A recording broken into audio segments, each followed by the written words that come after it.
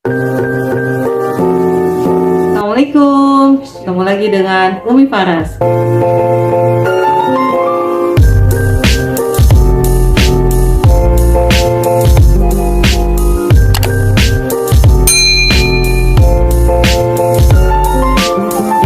Kali ini Umi Faras ditemani oleh Kakak Naira. Kak Naira adalah bagian casting di Puskesmas Setia Mekar. Kali ini Kak, kita akan membahas tentang Cilung ya. Salah, Cikbul. Cikbul ya. Kenapa Cikbul itu menjadi dilarang oleh pemerintah ya? Apa bahayanya untuk kesehatan gitu, Kak? Oke, jadi seperti yang kita tahu ya, Cikbul ini kan lagi marah-marahnya digemari sama anak-anak sekolah, khususnya kayak anak TK, SD, karena kan tampilannya menarik, warnanya mencolok, terus juga dingin gitu, sensasi dingin, jadinya bikin anak-anak tuh penasaran. Gak cuma anak-anak sih, orang dewasa juga kan banyak ya. Namanya lagi ngetren ya, gitu kan. Nah, sedangkan di Indonesia sendiri tuh udah tinggi kasusnya akibat Cikbul ini gitu. Si Cikbul ini kan mengandung nitrogen cair. Ya. Jadi si nitrogen cair itu kan ada dampaknya. Yang pertama menyebabkan radang dingin. Dan juga kalau misalkan kita menghirupnya terlalu banyak, uapnya itu juga dapat memicu kesulitan untuk bernafas. Selain itu juga mengkonsumsi nitrogen yang sudah dicairkan bikin sensasi tenggorokan tuh seperti terbakar. Itu dia makanya pemerintah sudah mengeluarkan surat edaran untuk menstop peredaran dari Cikbul itu sendiri. Jadi sebenarnya kan Cikbul itu udah lama ya Kak ya.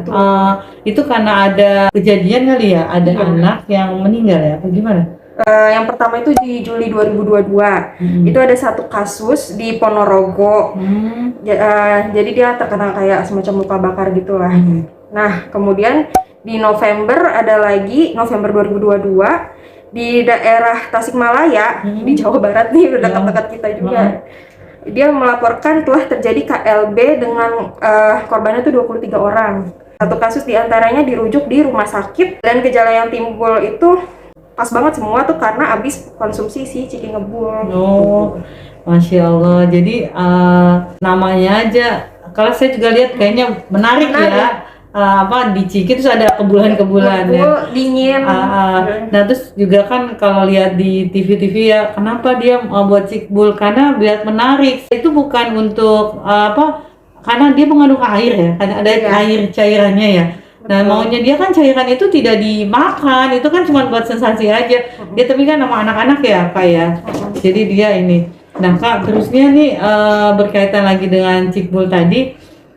Kenapa sih Cikbul itu kok masuknya ke casting ya, kalau bukannya ke gizi atau ke prokes misalnya kayak gitu? Karena kalau untuk pangan jajanan itu untuk monitoringnya itu masuk ke dalam job desk-nya kesehatan lingkungan atau Kesling gitu. Jadi biasanya dari pihak kesehatan lingkungan sendiri itu di programnya ada untuk pemantauan pangan dan jajanan, baik di sekolah-sekolah maupun di permukiman.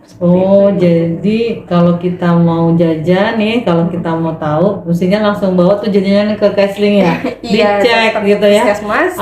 Kita cek pakai sanitarian kit. Nah itu apakah itu baik yang kita konsumsi atau tidak?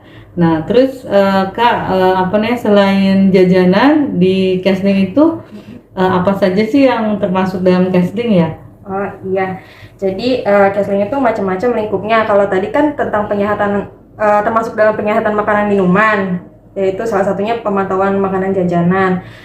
Selain itu juga ada pemantauan air bersih dan air minum, terus penyehatan tanah, penyehatan udara, terus sama pengendalian vektor dan binatang pengganggu juga. Gitu. Makanya saya sering koordinasi sama Bu Uun karena beliau kan pemegang ini ya surveillance ya, yang terkait sama DBD dengan cikungunya itu juga termasuk lingkupnya si Kesling. Ya, tuh jadi ibu-ibu semua atau adik-adik semua nih, kita sekarang sudah menambah ilmu bahwa tadi sampai sekarang sih alhamdulillah ya Cilungnya itu sudah tidak ada lagi ya, Cikbulnya udah nggak ada lagi. Tapi mudah-mudahan terus aja tidak ada ya, karena memang itu tidak menyehatkan ya. Tadi kita lihat tadi dikatakan oleh Kak Naira bahwa ada bisa luka terbakar tenggorokannya segala macam ya. bisa itu. Nah, itu tidak sehat. Nah, juga yang harus diingatkan adalah lingkungan, yaitu sekarang lagi banyaknya DBD ya Kak ya. Iya. Nah, jadi jaga juga lingkungannya dengan apa Kak? 3M ya? 3M plus 3 sekarang. plusnya apa tuh? 3M, coba ulangin Kak, 3M itu Kan apa Kak? 3M itu kan awalnya kan menutup, mengubur dan menguras ya. Iya. Kalau sekarang kan kalau mengubur apa ya, areanya kita kan udah terbatas nih. Iya. Jadi kita disarankan untuk reduce, reuse, recycle itu yang 3R. Oh, Jadi apa tuh 3R tuh? jadi hanya menguras, menutup dan mendaur ulang. Oh, Gitu. Terus plusnya lagi yaitu kita bisa memelihara ikan pemakan jentik. Kemudian kita juga bisa memelihara tumbuhan yang repelen gitu bersifatnya, seperti kayak lavender ya. terus daun jeruk, seperti itu sih. Ih, baru tahu nih kita ternyata ada 3R ya. Jadi ternyata daur ulang itu termasuk dalam Kesling ya Kak ya. Udah tambah nih ilmu kita terhadap kesehatan lingkungan. Mungkin Kak, kita sudah cukupkan saja ya. Mudah-mudahan bermanfaat. Kali ini adalah seri tentang Kesling. Sampai bertemu lagi untuk seri selanjutnya. Assalamualaikum.